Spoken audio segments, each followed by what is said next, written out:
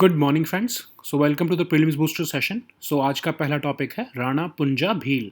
तो राणा पुंजा भील जो है वो भील कम्युनिटी जो कि राजस्थान में है, जिनको शेड्यूल्ड ट्राइब का स्टेटस भी मिला हुआ है। तो उनके जो हैं कमांडर थे, उनका नाम राणा पुंजा भील है। तो उनको लेकर वहाँ पर एक डिस्प्यूट हुआ है कि वहाँ के जो स्टैचू है राणा पुंजा भील का, उसको लेकर वहाँ की जो ये शेड्यूल्ड ट्राइब कम्युनिटी है उनके बीच में और कुछ लोकल जो है बीजेपी मेंबर्स उनके बीच में जो है वो कुछ कन्फ्लिक्ट हो गया है। तो दैट्स नॉट इम्पॉर्टेंट कि वो कन्फ्लिक्ट क्या है, हमारे लिए क्या इंपॉर्टेंट है कि राणा पुंजा भील कौन थे। तो वो एक कंटेम्प्रेरी थे महाराणा प्रताप के। और जब महाराणा प्रताप जी जो हैं वो अकबर के साथ, मुगल एम्परर अकबर के साथ जो है वो बैटल के लिए तैयार हो रहे थे, तो ट्राइबल कम्युनिटी जो है, ये भील कम्युनिटी, इन्होंने वॉलंटरीली जो है वो कहा था कि हम आपका साथ देंगे इसमें।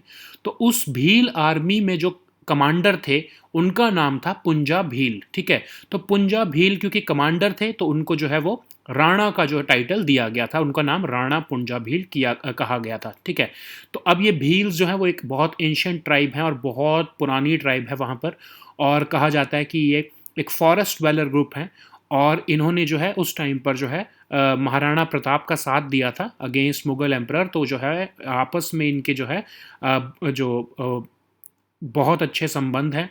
और जो भील कम्युनिटी है वो उनको जो है उनके लिए ये लीडर हैं उनके, पुंजा भील जी। ठीक है, सो अब कुछ जो कन्फ्लिक्ट हुआ है that's not important. So let us see this topic in English now. Rana Punja Bhil. So recently, a dispute occurred between some BJP members and the Adivasi groups belonging to this Bhil community over the statue of this Rana Punja Bhil ji. Okay, so who was Rana Punja Bhil? He was a contemporary of Maharana Pratap ji, who was the ruler of Mewar in 16th century. He was a significant character who bolstered the strength of Maharana Pratap ji. How he did it? Because when Maharana Pratap was getting ready for a battle with Mughal Emperor Akbar, the Bhil community volunteered themselves that they will assist Maharana Pratap in this battle against Mughal army. Okay, so who was the commander of this Bhil army? He was Punja Bhil ji. As he was the commander of the army, the Bhil army, he was bestowed the title of Rana. So that's why his name was Rana Punja Bhil. Okay, so Bhils are an ancient tribe. So they are a scheduled tribe in Rajasthan, and they are a forest dweller group. And for prelims exam, it is important for you to remember that where does this Bhil community lie, which areas do they currently reside, in which areas do they currently reside, and who was Punjab Bhil, and who how he played an instrumental role in the fight against Mughal Emperor Akbar. Okay, so all these small facts are important for you for your prelims exam. Okay, so now let us move on to the next topic, which is National Mission for Enhanced Energy Efficiency. तो union minister of power जो है उन्होंने राज्यसभा को जो है update किया है कि national mission for enhanced energy efficiency का स्टेटस क्या चल रहा है, कैसे परफॉर्म कर रहा है। तो पहले तो हम देखते हैं कि national mission for enhanced energy efficiency जो है वो है क्या। तो ये मिशन जो है वो one of the 8 national missions था जो national action plan on climate change का था। उसके अंदर 8 ऐसे मिशंस थे, उनमें से एक ये मिशन भी है। तो इसको 2011 में जो है वो लॉन्च किया गया था, तब से इम्प्लीमेंट किया जा रहा है। और इसका एक्चुअल मोटिव है कि जो मार्केट है एनर्जी एफिशिएंसी की उसको स्ट्रेंथन करना और कंड्यूसिव एटमॉस्फेयर बना के देना, रेगुलेटरी रजीम बना के देना, पॉलिसी रजीम बना के देना, ताकि जो एनर्जी एफिशिएंसी की जो मार्केट है उसको हम जो है वो एक तरह से अच्छा और स्ट्रेंथन कर सकें। ठीक है, तो अब इसके अंदर 4 इनिशिएटिव्स लॉन्च किए गए national mission for enhanced energy efficiency के अंदर। तो पहला जो है वो सबसे इंपॉर्टेंट है, वो है perform, achieve and trade scheme.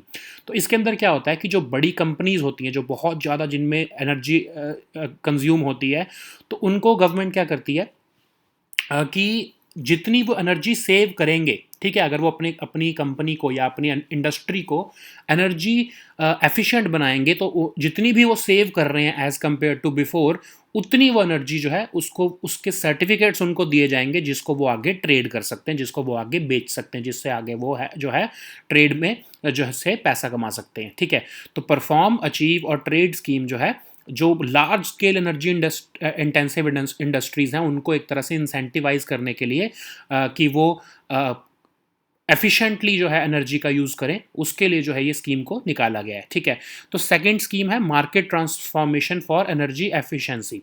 तो ये MTEE जो स्कीम है, इसमें बेसिक ये इसका प्रेमाइज है कि जो एनर्जी एफिशिएंट अप्लाइंसेज है वो कुछ सेक्टर्स को देना, जैसे कि अब आपको पता है ना कि CFL बल्ब्स दिए जाते हैं, तो बचत लैंप योजना के अंडर जो है वो पुराने बल्ब्स को बदल के CFL बल्ब्स दिए गए ताकि जो है एनर्जी एफिशिएंसी को मेंटेन रखा जा सके। फिर सुपर एफिशिएंट इक्विपमेंट प्रोग्राम, तो इसके अंदर क्या किया गया कि जो ऐसे अप्लायंसेस जो कि कम एनर्जी जो है वो यूज़ करते हैं, उनको बनाने के लिए जो है इंसेंटिव्स दिए गए, फाइनेंशियल स्टिमुलस दिया गया ताकि उनकी जो क्रिटिकल स्टेजेस हैं उनको मैन्युफैक्चर करने के लिए, उस पर रिसर्च करने के लिए कि अब समझ लो कोई AC है, ठीक है, हम उसके अंदर अगर हम रिसर्च कर रहे हैं कि कुछ हम ऐसा AC बना दें कि जिससे बहुत कम बिजली लगेगी, तो गवर्नमेंट उसमें जो है इस सुपर एफिशिएंट इक्विपमेंट प्रोग्राम के अंदर जो है वो फाइनेंशियल स्टिमुलस देती है ऐसे रिसर्चर्स को जो ऐसे अप्लायंसेस को या ऐसे जो है इक्विपमेंट को जो है वो जिसके ऊपर रिसर्च कर रहे हैं। ठीक है, तो ऐसी कंपनीज भी हो सकती हैं, रिसर्चर्स भी हो सकते हैं। So now the third scheme is energy efficiency financing platform. तो इसके अंदर क्या होता है कि जो फाइनेंशियल इंस्टीट्यूशंस हैं और जो प्रोजेक्ट डेवलपर्स हैं उनको आपस में मिलाया जाता है ताकि जो एनर्जी एफिशिएंसी के रिलेटेड जो प्रोजेक्ट्स हैं उसकी फंडिंग की जा सके। ठीक है, तो मतलब अगर कोई समझ लो कोई बहुत बड़ा इन्वेस्टर इंटरेस्टेड है कि वो कुछ सोलर प्रोजेक्ट्स में इन्वेस्ट करना चाहता है, तो एनर्जी एफिशिएंसी फाइनेंसिंग प्लेटफॉर्म के तहत उस इन्वेस्टर को, उस प्रोजेक्ट डेवलपर को मिलाया जाएगा ताकि वो आपस में जो है वो म्यूचुअली जो है वो डिसाइड कर सकें कि प्रोजेक्ट जो है वो कैसे फाइनेंस होगा। जो नेक्स्ट हमारा है वो है framework for energy efficient economic development. इसके अंदर गवर्नमेंट अपनी तरफ से क्या फिस्कल इंस्ट्रूमेंट्स लाए, क्या गवर्नमेंट कैसे फंडिंग दे ताकि एनर्जी एफिशिएंसी को प्रमोट किया जा सके, वो इस स्कीम के तहत ही जो है वो डिसाइड किया जाता है। ठीक है, जैसे कि अब मैंने आपको बताया था कि ये अगर कोई रिसर्च कर रहा है किसी ऐसे अप्लायंस में कि वो जो है उसकी किसी भी अप्लायंस की जो है वो एनर्जी एफिशिएंसी को इम्प्रूव करेगा, तो उसमें फिस्कल इंस्ट्रूमेंट जो है वो गवर्नमेंट जो डालेगी उसको, उसके अंदर जो है ये framework for energy efficient economic development जो है वो स्कीम उसमें मदद करेगी। ठीक है, so now let us see this topic in English. National Mission for Enhanced Energy Efficiency. So Union Minister for Power has updated Rajya Sabha about the status of this mission, and MEEE. So this mission, so he has given several uh, statistics related to this mission which are not important for us. What is important for us is to see what this mission is in reality. So this mission was launched in 2001. It is a part of the National Action Plan on Climate Change, and this mission aims to strengthen the market for energy efficiency by creating conducive atmosphere and policy regime for energy efficiency market. Okay, so there are 4 actual initiatives. The first one is perform, achieve and trade scheme. So in case, just I'm giving you an example. So in case an industry consumes a lot of energy, a factory consume a lot of energy, so what the government wants to do, they are incentivizing them that if you consume less energy, if you make your industry energy efficient, then the amount of energy that you are going to save, we are going to issue you a certificate of energy savings, which can be traded in this energy market. You know already that carbon certificates are traded. And so this energy market basically trades the amount of savings that you're doing by being energy efficient. Okay, so these certificates of energy savings, they can be traded. Okay, so just in case, just imagine a certain industry, like I can give you an example between let's say Apple and a coal based industry, something, or any industry that consumes a lot of energy. So in case this Apple saves which is the company, if it saves a lot of energy this year, they will be issued energy certificates for energy savings, and these Apple can now sell it to those industries who have not been able to save a lot of energy this year. Okay, so in case both were asked to both were given the targets of 100 units. I'm just giving an example. Both were given the targets of 100 units, and Apple consumed only 60 units, so they saved almost 40 units. Okay, so they can sell this 40 units to the next company who have not been able to keep their energy efficiency within the 100 unit fold. Okay, so in case they have already emitted almost 20 units more by with 120 units basically, so they can purchase 20 units from Apple because they have almost 40 units with them. So this trade happens in an energy market, and this perform, achieve and trade scheme basically aims to issue energy saving certificates which can be traded in this energy market. Okay, so the next the next scheme under this mission is market transformation for energy efficiency. This scheme is very simple. It just wants to shift to all those appliances which are energy efficient. So like we have already seen that replacement of inefficient bulbs are being done under this Bachat Lamp Yojana, and CFL bulbs are being provided. Similarly, super efficient equipment program. So all those equipments or appliances which are energy efficient, and anyone doing research in such appliances, they are given financial stimulus by the government or the department or this union ministry of power, so that they can carry on with their research in such super efficient appliances. So the third scheme is energy efficiency financing platform. Through this platform, if someone is planning for a project which is energy efficient project, so let's say a solar project, this energy efficiency financing platform provides them with financial institutions so that they can interact and they can plan this project development. So basically, financer is being facilitated for a project developer so that this project can fructify. Okay, so the next scheme is framework for energy efficient economic development. So the government is in this feed scheme, the government is exploring the fiscal instruments as how they can incentivize energy efficiency in the country. Okay, so now let us see the next topic, which is mandate of Ministry of Cooperation. So जो union minister of state हैं union ministry of corporation के अंदर, उन्होंने बताया है कि जो ministry of corporation है वो एक्चुअल में क्या काम करेगी, उन्होंने राज्यसभा को ये बताया है. ठीक है, तो एक तो उन्होंने बताया है कि जितनी भी जनरल पॉलिसी रिलेटेड है कोऑपरेशन और कोऑर्डिनेशन से, कोऑपरेटिव एक्टिविटीज़ से, वो सारा जो है जनरल पॉलिसी जो है वो देखेगी मिनिस्ट्री ऑफ कोऑपरेशन. उसके बाद जो है कोऑपरेटिव मूवमेंट जो है कंट्री में, उसको जो है स्ट्रेंथन करने की कोशिश करेगी, इंटरवेंशंस करेगी, प्रमोट करने के लिए फंडिंग करेगी, पॉपुलराइज करेगी कोऑपरेटिव मूवमेंट को.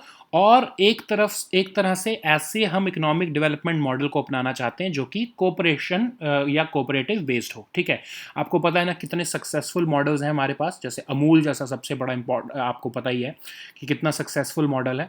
तो कोऑपरेटिव मूवमेंट से हम इकोनॉमिक डेवलपमेंट कैसे चला सकते हैं, तो ये मिनिस्ट्री ऑफ कोऑपरेशन इसके ऊपर जो है वो काम करेगी. फिर जो है appropriate policy, legal support, institutional support देना, ये सारा काम भी जो है वो ये मिनिस्ट्री करने वाली है.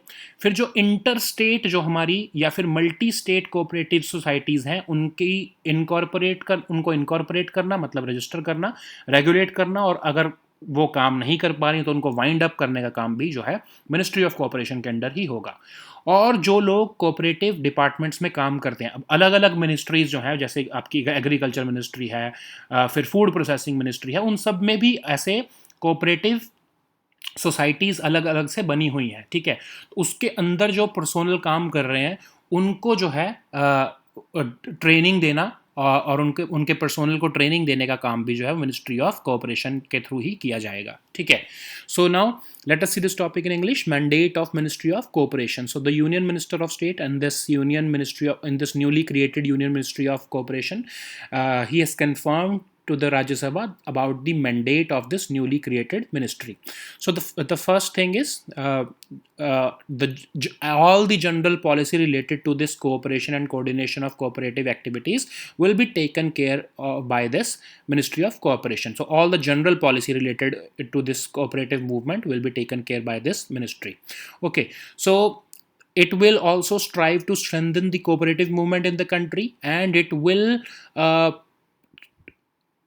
focus on promoting cooperative based economic development model in the country. Like you've seen that when our farmers, let's take the example of farmers, when they are individually performing, when they are individually trading, they have less bargaining power as compared to when they form a cooperative society. Okay, so in several states we have so many cooperative societies. It strengthens the bargaining power of these farmers, or for that matter any other producer, like fishermen, fisher folks, or any other small merchants. So if they form a cooperative society, they will have a better bargaining power to trade in society. Okay, so this Ministry of Cooperation will also provide appropriate policy, legal, and institutional framework to these cooperative societies so that they can realize their maximum potential.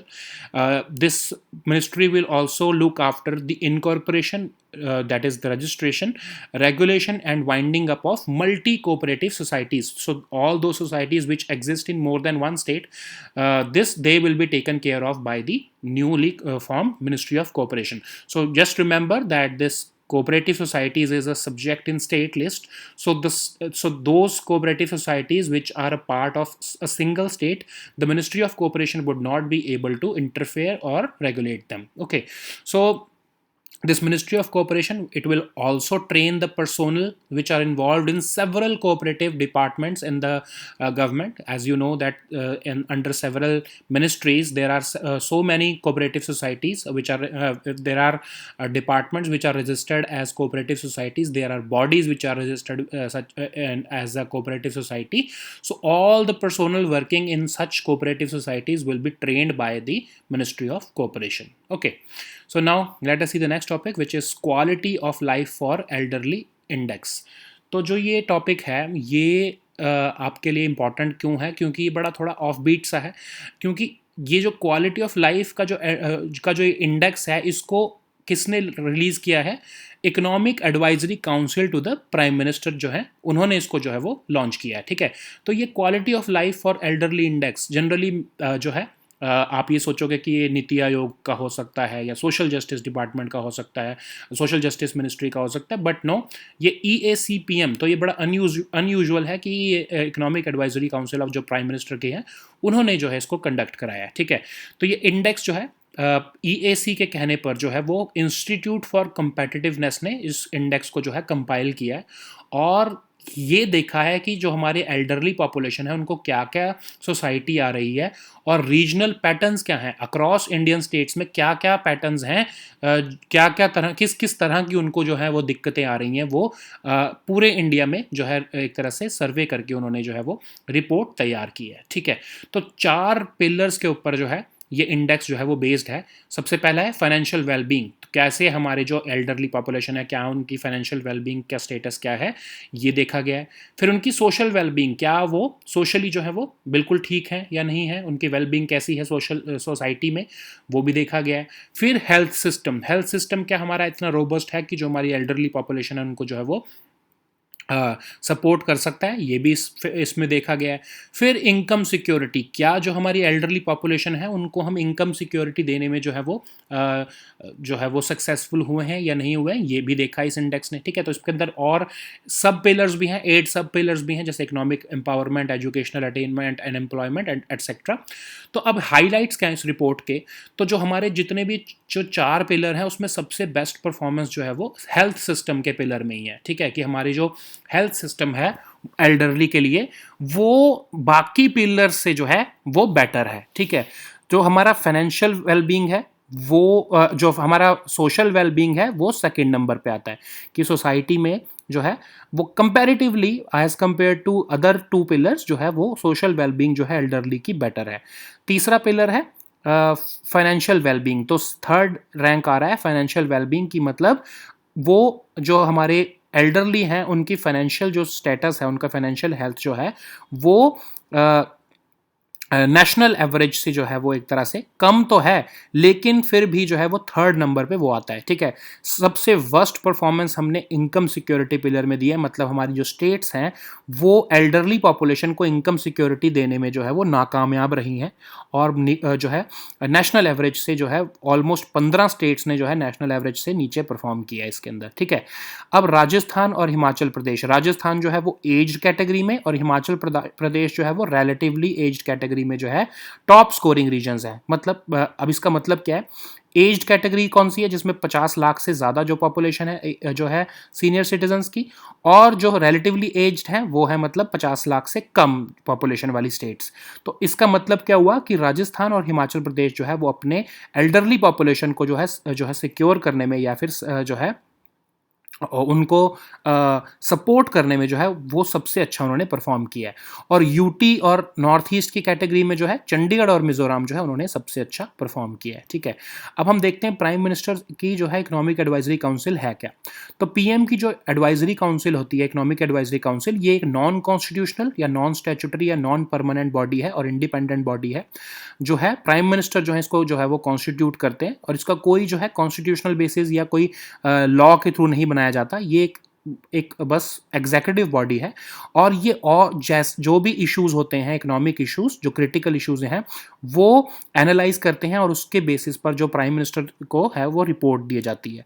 Prime minister इनको कोई और भी जो है काम दे सकते हैं, सिर्फ इकोनॉमिक एडवाइजरी ही नहीं, और भी कोई मैटर जो है जो कंट्री के हैं वो इनको जो है वो सबमिट कर सकते हैं, जो है उन जो है वो पीएम जो है इनको बोल सकते हैं और उसके ऊपर इनकी एडवाइस ले सकते हैं, ठीक है।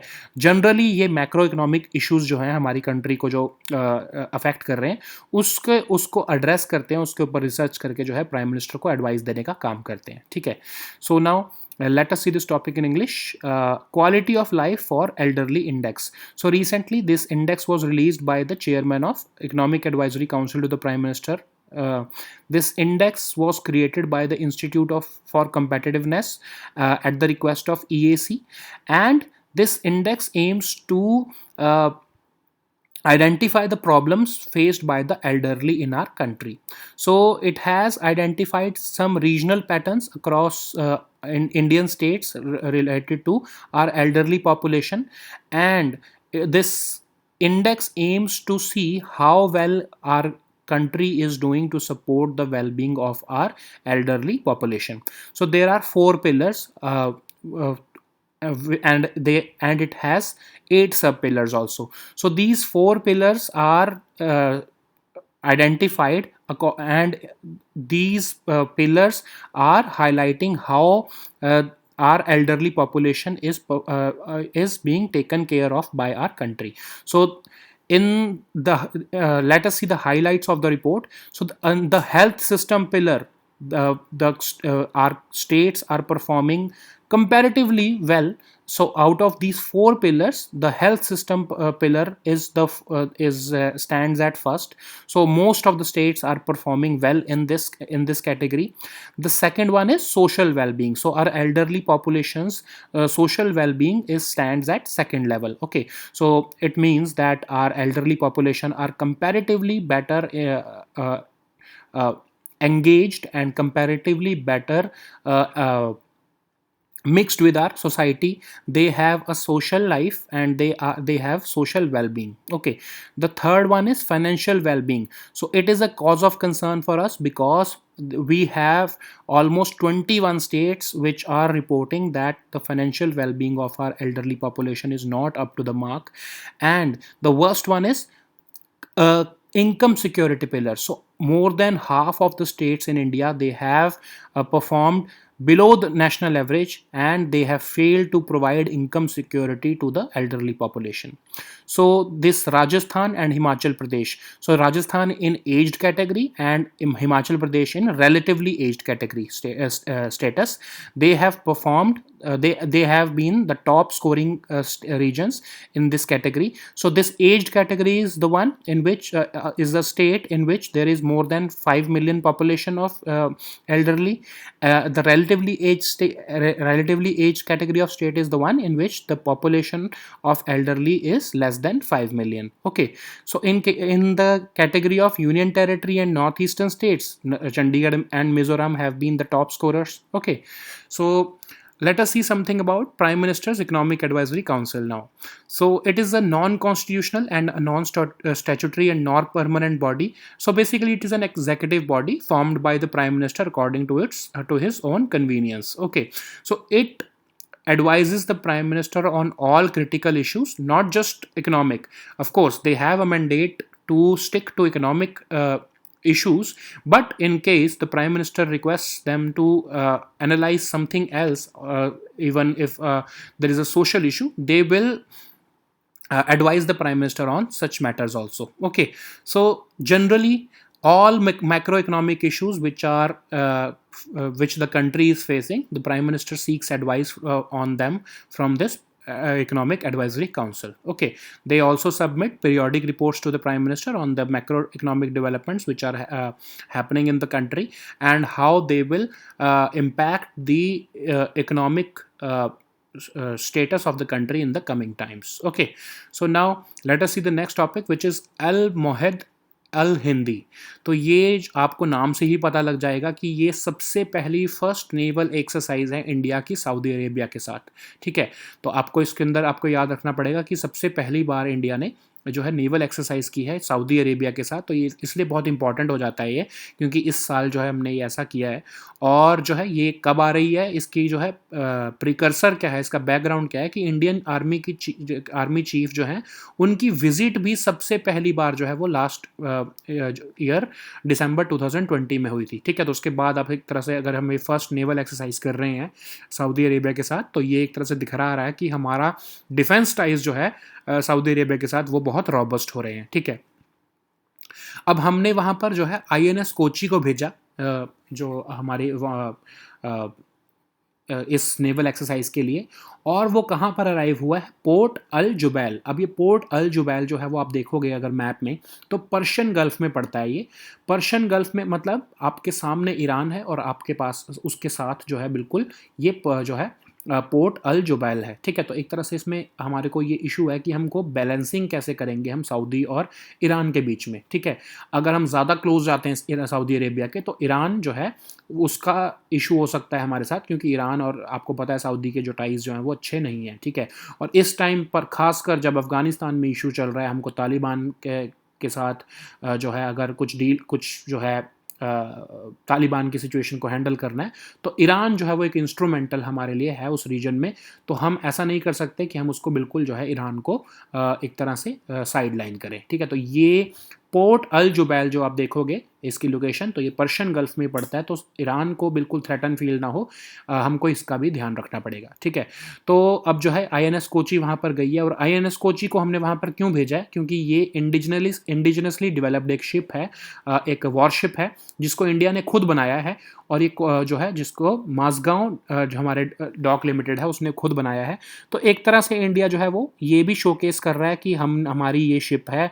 और इन केस जो है अगर आप, क्योंकि आपको पता है सऊदी अरेबिया जो है वो बहुत बड़ा एक डिफेंस इंपोर्टर है, तो हम चाहते हैं कि उनकी जो डिफेंस की मार्केट है उसको भी हम टैप करें और हम अपने INS कोची जो है उसको हम डिस्प्ले कर रहे हैं. ठीक है, तो INS कोची जो है वो Kolkata class stealth guided missile destroyer है, जो कि प्रोजेक्ट 15A के अंदर उसको जो है वो बनाया गया है. ठीक है, अब जो माजगांव डॉक लिमिटेड है मुंबई में, उसने उसको बनाया है सितंबर 2015 को, जो है सितंबर 2015 में ये इंडियन नेवी की सर्विस में ऑलरेडी जा चुका है. ठीक है, तो इसको हम जो है इसके अंदर नेटवर्क ऑफ नेटवर्क्स भी लगा है, मतलब कि इसके अंदर बहुत सोफिस्टिकेटेड डिजिटल नेटवर्क्स लगे हैं. और इसकी सबसे इंपॉर्टेंट चीज़ ये है कि बहुत ही हाई लेवल ऑफ इसमें इंडिजनाइजेशन है, जो इसके अंदर प्रोडक्ट्स लगे हैं, जो इसके अंदर जो पार्ट्स लगे हैं, वो बहुत ही जो है वो इंडिजनाइज्ड हैं, ठीक है। सो अब now let us see this topic in English. Al Mahad Al Hindi. So recently, India participated in the first naval exercise with Saudi Arabia, and this is coming after Indian Army Chief's first visit to the uh, to Saudi Arabia in December 2020. Okay, so this is a significant development because it is showing that the defense ties between India and Saudi Arabia are developing since the last few years, and we have sent this INS Kochi there because we want to showcase our defense capabilities and our defense equipments to Saudi Arabia, because Saudi Arabia is a very big defense equipment importer, even bigger than India. So we want to showcase them. We want to exhibit our capabilities of INS Kochi, so that in case we want to tap the defense market of Saudi Arabia, we can do that by showcasing this INS Kochi. So okay, so this naval exercise is being held for the first time, and we have this INS Kochi. So let us see what is this INS Kochi. So it's a Kolkata class stealth guided missile destroyer. It was constructed under the Project 15A of Indian Navy. It was constructed by Mazgaon Dock Limited in Mumbai, and it was commissioned to the service of Indian Navy in September 2015. Okay, so it is marked by high level of indigenization, and it is classified as a network of networks because it is equipped with very sophisticated digital networks. Okay, so it is famous for this digital networks which are equipped which are equipping this INS Kochi, and it is very instrumental in the future warfare situations, because it has a sophisticated electronic warfare suit, and ship's stabilizers are also electronic in nature. Okay, so most of the components which are attached to this INS Kochi are indigenized, and that's why we are showcasing it to Saudi Arabia in hope that someday Saudi Arabia will be a destination for India's defense exports. Okay, so now these were our topics for today. We'll meet next time with new topics. Until then, goodbye and take care.